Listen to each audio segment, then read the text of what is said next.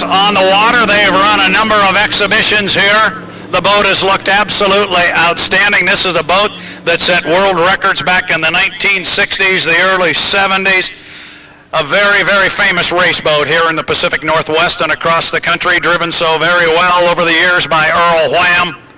Everybody I know has enjoyed watching this boat run. When he comes off the corner, wants to put the hammer down, that rooster tail will go straight up in the air. It's quite a sight when he starts to open it up, and there it goes.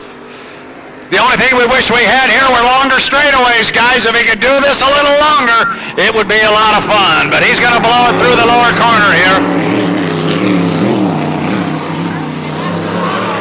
Jim, you guys were talking about conventionals and cab-overs last time. Here is... You know, that doesn't sound bad for 1,300 horse. Yeah, it doesn't sound bad at all.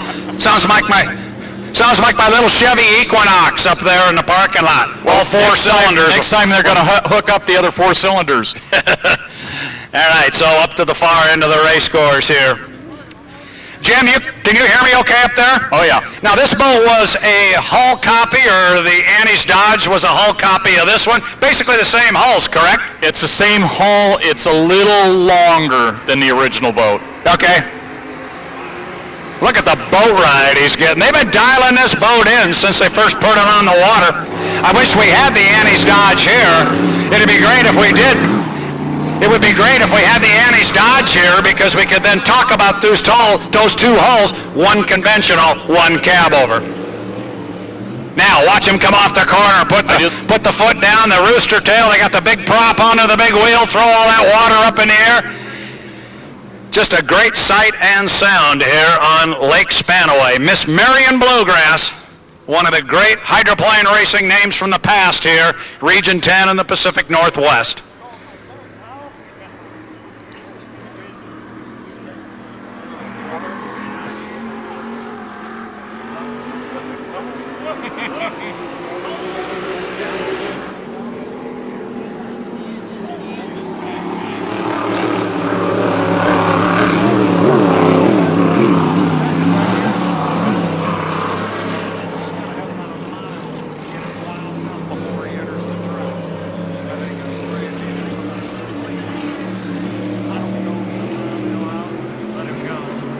So, Brad, where did the name come from? Do you know? I do not know. Oh, we have answers. No, that's cheating. Those guys know. So tell me. No, go ahead. Mick, give him the answer. Okay, well, we won't do it just yet. Let's wait till he goes up the back chute, because you're going to get drowned out.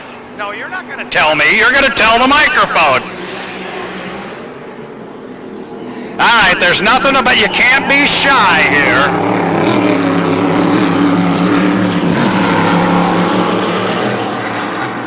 Okay, the name, Miss Marion Bluegrass. Where did it come from? Kirk's dad used to grow grass, Marion Bluegrass. We named this after somebody's backyard. Pretty good. Not bad. I don't know if it was the backyard or the front yard, but we named it after the grass in the yard. Works for me. That must have been fast-growing grass. That's the best I can do. Brad, I knew that boat had some Kentucky in her. Some She's Kentucky doing it again, Bluegrass. Yes, sir. Marion Bluegrass.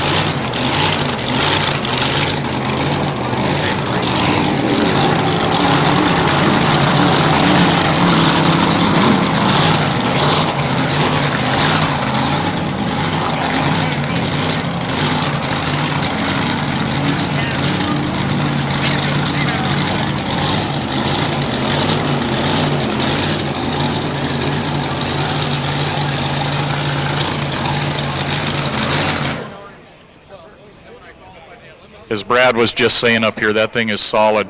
Well, that's your predecessor to GP. That's where this all came from, was back in the 7-liter days, and they wanted a little more boat, a little more motor, and they ended up with 500 cubic inches back when GP first started. As you see Kirk unwinding as he comes down the front chute, and he'll be bringing it in here.